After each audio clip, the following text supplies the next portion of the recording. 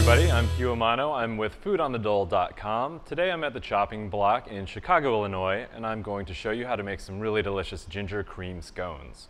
So what we have here is 2 1/4 cups of all-purpose flour, 3 tablespoons of sugar, half a teaspoon of salt, and then 2 teaspoons of baking powder. I'm going to whisk all of this together because we want that baking powder to be really nice and evenly distributed in there. Once that's combined, I am going to add some butter. Now this butter is cold and it's cut into small chunks.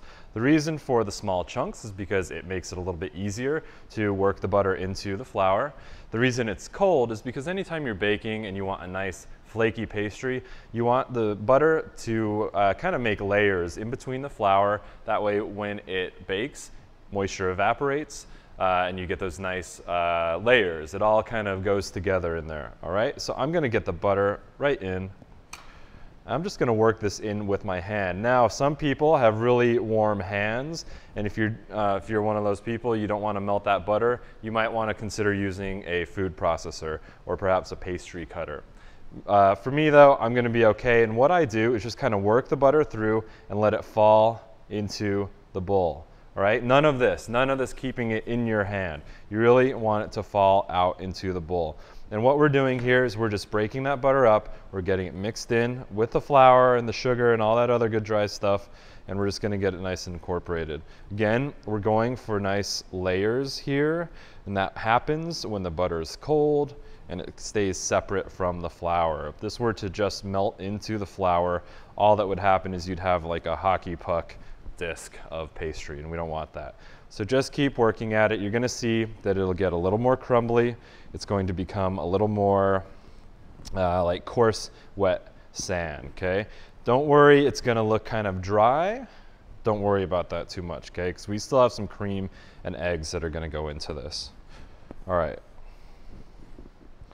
If a little gets on the table, don't worry about it. So now we have all of our butter worked in. It's looking pretty good here.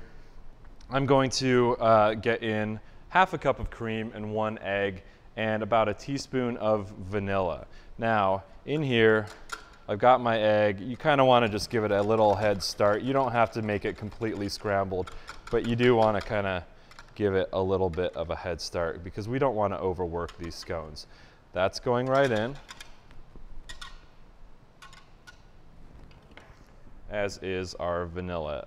Now, I'm a big proponent of hands being the best tools in the kitchen, so we're just gonna get this worked in with our hands. It's gonna be messy, but that's okay. Cooking involves getting your hands messy. Now, what we're gonna do is once this all starts to come together, we're just gonna put it right out onto the table.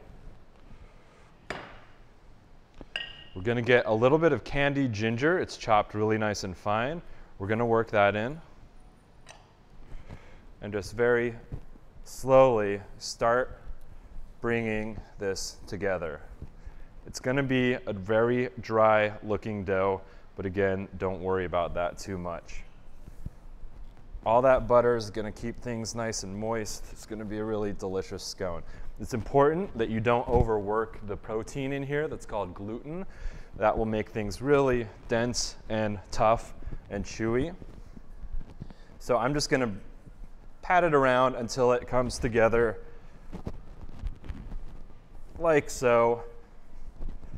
And then you don't even need a rolling pin. We're just going to kind of press it down with our hands. We can use our bench scraper to kind of square things up a little bit. And I'm gonna leave this, you know, just about 1 inch thick. And we're making it nice and rectangle so we can cut even pieces out of it. All right, so I'm just gonna say, let's cut it in half again, one more time, and then let's go thirds in this direction. Okay, so now you have some really nice little bite-sized scones. So now that our scones are all cut, we're going to grab a sheet pan, put a piece of parchment paper on there, maybe a sill pat if you have that, and let's just move these guys right on to the pan.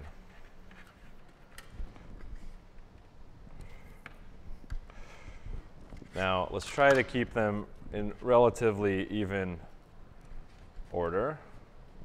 And again, you're going to have some crumblies off to the side. Do not worry about that. That's going to be just fine.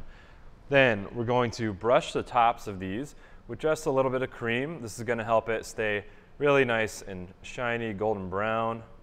And this, we're also going to dust this with a little bit of granulated sugar, and that will help things, this will help the sugar stick to that.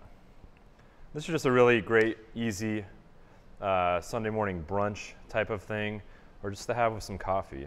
Always nice to have some scones around.